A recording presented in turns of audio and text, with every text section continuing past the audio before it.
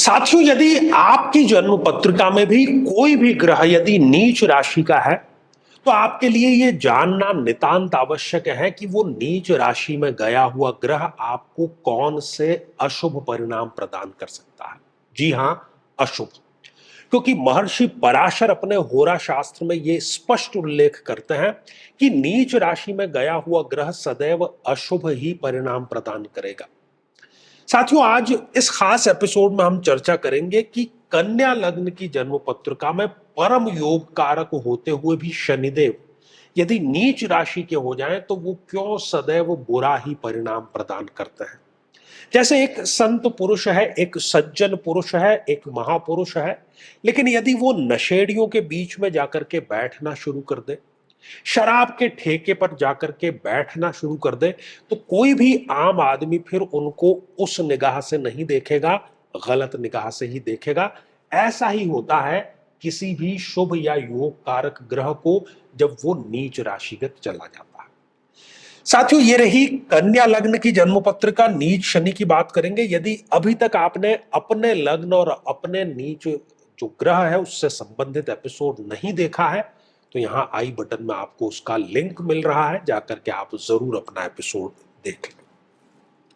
साथियों, पंचमेश है शनिदेव, लेकिन यदि शनिदेव लग्न पत्रिका में, जन्म पत्रिका में इस अष्टम भाव में आकर के विराजमान हो गए हैं तो वो नीच राशि के हो गए हैं। अब शनिदेव का जो कारकत्व है, इनका नाम क्या है? शनि। शनः चले वही है शनिश्चर। तो हर एक कार्य में आप जीवन की हिस्ट्री पूरी उठा करके देखिए कि कोई भी कार्य इस जातक या जातिका का कभी सही समय पर कंप्लीट होगा ही नहीं। हर एक कार्य देरी से होगा। दूसरी बात, देरी तो फिर भी ठीक है, हर एक कार्य में स्ट्रगल, संघर्ष, बिना संघर्ष के कोई भी कार्य संपूर्ण होता ही नहीं। जीवन में हम सभी को स्थायित्व की, स्टेबिलिटी की तलाश होती है, लेकिन 40-45 वर्ष की आयु तक भी व्यक्ति जो है व्यवसाय को लेकर के, दाम्पत्य जीवन को लेकर के सदैव अस्थायित्व ही रहता है। उसका कुछ को कुछ भरोसा ही नहीं रहता कि आगे कोई स्थायी आय भी होगी या जीवन में कोई स्थायित्व भी जो है वो हो सकता है। शनिदेव कर्म के फल प्रदाता है, न्यायाधीश है, और हमें इस शरीर से कुछ अच्छे और कुछ बुरे परिणाम जो है वो भुगतने होते हैं। लेकिन शायद ऐसा लगता है कि अष्टम शनि जो है वो जीवन में केवल बुरे ही परिणाम लेकर के आता है, अच्छे तो किसी भी प्रकार से वो लाता ही नहीं है। साथियों, इस अष्टम शनि के कारण व्यक्ति घनघोर आलसी होता है। कैसे आज के कार्य को कल पर, कल के कार्य को परसों पर टाला जाए, इसमें उसको महारत हासिल होती है। जो शरीर का तंत्र है, जो नर्वस सिस्टम है, उससे संबंधित भी कोई ना कोई ये रोग अवश्य दे देता है। शरीर के जितने जोड़ हैं, उन जोड़ों से संबंधित समस्या ये जरूर दे देता है।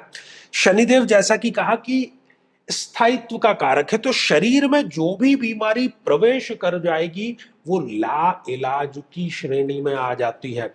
हम उसको पैरालाइज्ड होना कहें, कैंसर कहें या कुछ और कहें, इन सब का कारक भी कहीं ना कहीं शनिदेव ही होता है। साथियों, शनिदेव स्वयं इस जन्म पत्रिका में पंचमेश है, तो आकस्मिक धन हानि वो देते ही रहेंगे, चाहे वो शेयर मार्केट से संबंधित हो या फिर किसी और तरीके से। बहुत लंबा चल करके जो प्रेम संबंध है वो किसी धोखे में परिणत अवश्य हो जाता है। संतान प्राप्ति विवाह के पश्चात भी होती नहीं, उसमें भी कहीं ना कहीं समस्या जरूर आ जाती है। साथियों, षष्ठेश भी है इस जन्म पत्रिका में, तो व्यक्ति ऋण जाल में बड़ी आसानी से फंस जाता है। ऋण लेता है लेकिन उस ऋण को चुकाने के लिए दूसरा, फिर उसके लिए तीसरा, फिर चौथा, इस प्रकार ऋण जाल में वो फंसता रहता है। शत्रुता बड़ी आसानी से हो जाती है। जिनका वो भला करता है वो ही सबसे पहले इनको किसी न किसी प्रकार की दुश्मनी देने का कार्य करते हैं। बार बार पर अपमानजनक स्थितियों का सामना करना, किसी न किसी प्रकार के नशे का सेवन करना, डिप्रेशन में चले जाना, दुर्घटनाएं हो जाना और छोटी बड़ी जेल यात्रा का भी ये योग जरूर बना देता है। स्वयं शनि इस अष्टम भाव में नीच के हुए हैं, तो ससुराल पक्ष से कभी व्यक्ति के संबंध अच्छे नहीं रहते। पहले यदि कोई कार्य 2 नंबर का व्यक्ति ने किया है तो वो जीवन भर उसका पीछा कभी छोड़ता नहीं है। मृत्यु तुल्य कष्ट जो है वो जीवन में अवश्य आ जाते हैं। अपनी तीसरी दृष्टि से शनिदेव इस कर्म भाव को देखने का कार्य कर रहे हैं, तो पिता से कभी व्यक्ति के संबंध अच्छे नहीं रह पाते साथियों। कहीं ना कहीं झूठा इल्जाम जीवन में उसके अवश्य लग जाता है, जिसको हम बदनामी कह सकते हैं। जीवन से अनुशासन जैसे कि गायब ही हो जाता है। स्टूडेंट यदि है और बहुत मेहनत से तैयारी कर रहे हैं किसी कॉम्पिटिटिव एग्जामिनेशन की, उसमें भी कभी कभी 1, 2 या 3 नंबर से वो रह जाते हैं। ब्यूरोक्रेसी में यदि या फिर पॉलिटिक्स में व्यक्ति खुद कोई गलत डिसीजन लेके अपने पद को त्यागने का कार्य जो है वो कर देता है। साथियों, अपनी 7वीं संपूर्ण दृष्टि से इस द्वितीय भाव को देखने का कार्य कर रहे हैं शनिदेव, तो धन की सदैव कमी बनी ही रहेगी। अपने ही कुटुंब के व्यक्ति जो हैं वो शत्रुता निभाना शुरू कर देते हैं और व्यक्ति अपनी ही वाणी से अपने बनते काम जो है वो बिगाड़ने का कार्य कर देता है। तो साथियों, हमने देखा कि कैसे कन्या लग्न की जन्म पत्रिका में शनिदेव जो एक परम योग कारक ग्रह है, लेकिन योग कारकता यदि नीच राशि में चला जाए कोई ग्रह तो फिर वो योग कारक नहीं रहता, वो एक मारक की श्रेणी में आ जाता है। ये तो बात हो गई समस्याओं की। अब इसका समाधान क्या है? साथियों, शनिदेव दिव्यांगों का और चतुर्थ श्रेणी कर्मचारी का प्रतिनिधित्व करते हैं। जीवन में आपको जहां कहीं भी दिव्यांगजन या चतुर्थ श्रेणी कर्मचारी नजर आते हैं, आप अपनी तरफ से उनकी कोई भेंट जो है उनको वो अवश्य आप प्रदान करें। प्रति शनिवार को किसी न किसी प्रकार की काली वस्तु का दान जरूर करें और साथ ही जिस किसी भी ग्रह की आपको महादशा चल रही है उसके लिए महादशा मंत्र साधना दीक्षा अवश्य प्राप्त करें। तो साथियों, श्रृंखला तो ये हमारी आगे भी जारी रहेगी।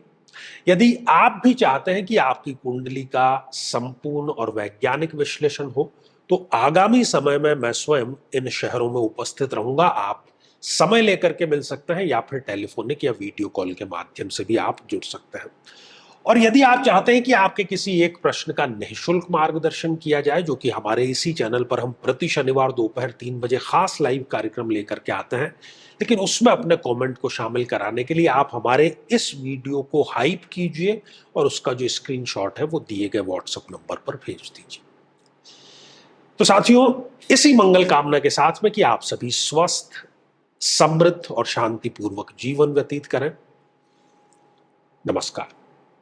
साथियों, कई वर्षों के जन्म पत्र का अध्ययन और लाखों कुंडलियों के अध्ययन के बाद हम ये कह सकते हैं कि यदि किसी की जन्म पत्रिका में मंगल पीड़ित है तो उसको इस ग्रह की महादशा में इन 9 लक्षणों का, इन 9 कष्टों का, पीड़ाओं का अवश्य सामना करना पड़ता है। शत्रु बाधा, अपने ही भाइयों से पीड़ा, साहस की कमी, बार बार दुर्घटनाएं होना, व्यक्ति का अत्यधिक क्रोधित होना, रक्त अर्थात ब्लड में किसी न किसी प्रकार का विकार होना, किसी बीमारी में ऑपरेशन तक की नौबत आ जाना या किसी बीमारी का बढ़ करके कैंसर का रूप धारण कर लेना, और बड़ी चीज कि शादी योग्य उम्र होते हुए भी व्यक्ति का विवाह ठीक समय पर संपन्न नहीं हो पाता।